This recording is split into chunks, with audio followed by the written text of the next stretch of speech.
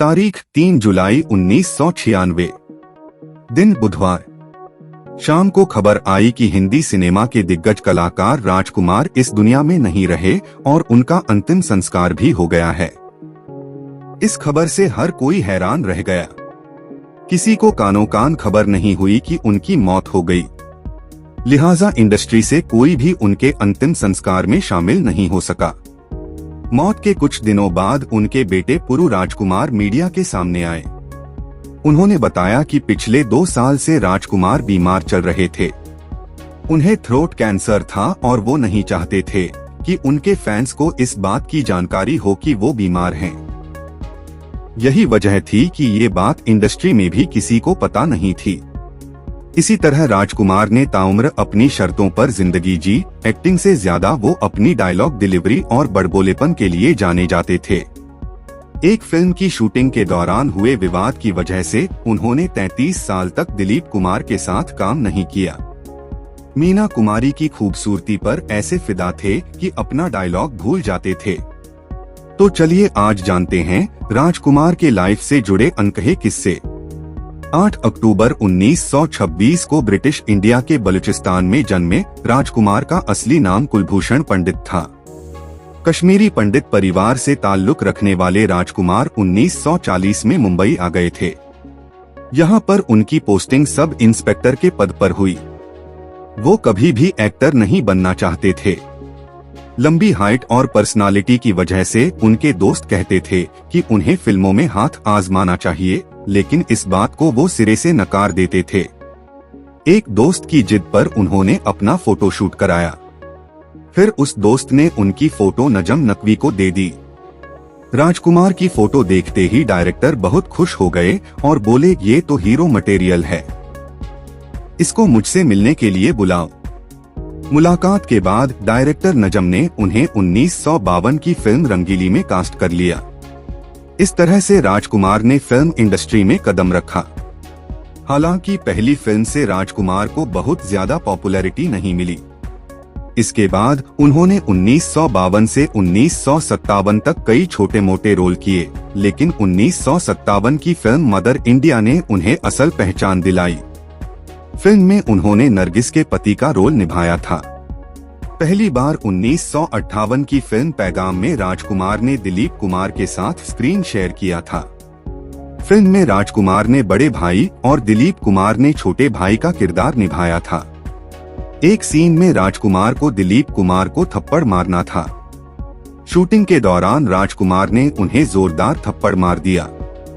दिलीप कुमार को लगा कि उन्होंने जानबूझकर किया है।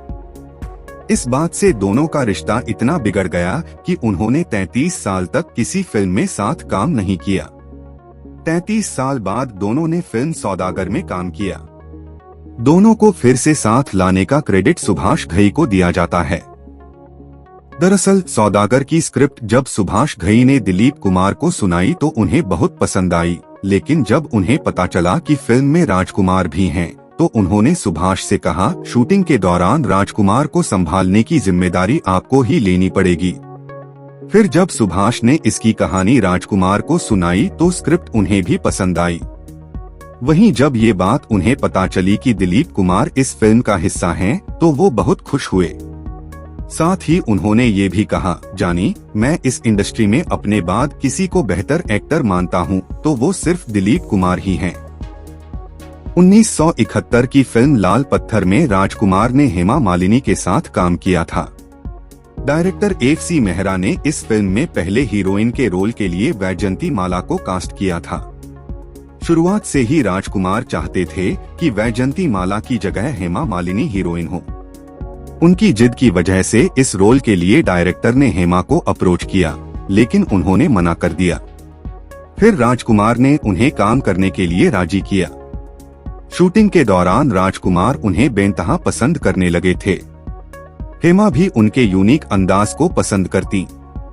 शूटिंग के बाद भी वो साथ में अधिक वक्त बिताते। फिल्म की पूरी शूटिंग खत्म हो जाने के बाद जब राजकुमार ने उन्हें प्रपोज किया, तब उन्होंने मना कर दिया।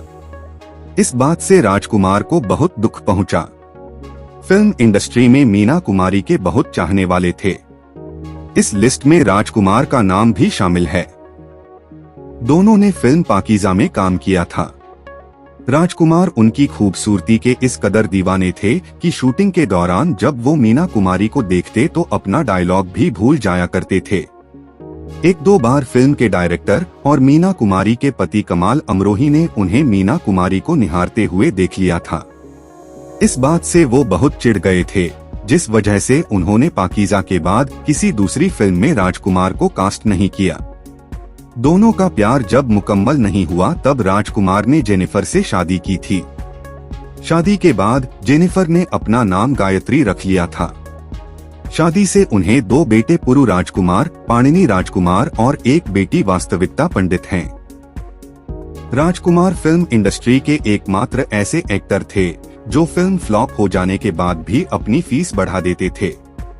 इस बारे में उन्होंने एक इंटरव्यू में कहा था, हर किरदार को मैं पूरी शिद्दत से निभाता हूँ। फिल्में फ्लॉप हो सकती हैं, लेकिन हम नहीं। हमारे काम में शायद कोई कमी नहीं रहती। 1987 में गोविंदा ने पहली बार राजकुमार के साथ फिल्म मरते दम तक में स्क्रीन शेयर किया था। 1989 की फिल्म जंगबाज में दोनों फिर साथ नजर आए थे।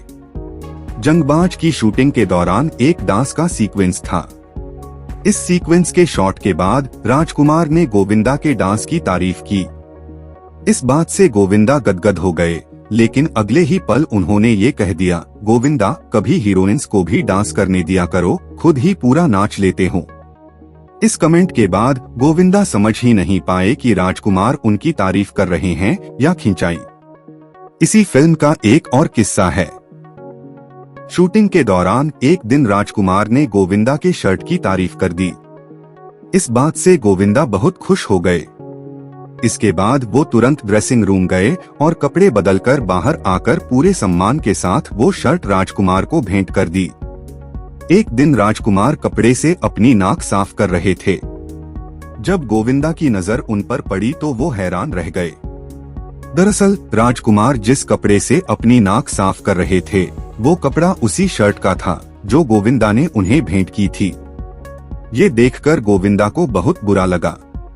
रामानंद सागर और राजकुमार बहुत अच्छे दोस्त थे। एक बार रामानंद सागर फिल्म आँखें की स्क्रिप्ट लेकर राजकुमार के घर गए थे। फिल्म की कहानी सुनाने के बाद उन्होंने कहा कि वो अपनी फिल्म में उन्हें बतौर हीरो कास्ट करना चाहते हैं। तभी राजकुमार ने अपने पालतू कुत्ते को अपने पास बुलाया और पूछा, क्या तुम इस फिल्म में काम करोगे? जब कुत्ते ने कोई हरकत नहीं की तो उन्होंने रामानंद सागर से कहा, जब ये रोल मेरा कुत्ता करने को तैयार नहीं तो भला मैं कैसे इस रोल के लिए हाँ कर दूं? उनकी ये बात सुनकर रामानंद सागर को बहुत बुरा लगा और वो बिना कुछ कहे उनके घर से चले गए। बाद में इस फिल्म में धर्मेंद्र ने काम किया था। Film director Mehul Kumar film तिरंगा बना रहे थे। इस फिल्म के लीड रोल के लिए उन्होंने पहले ही राजकुमार को कास्ट कर लिया था। दूसरे रोल के लिए उन्होंने रजनीकांत को अप्रोच किया।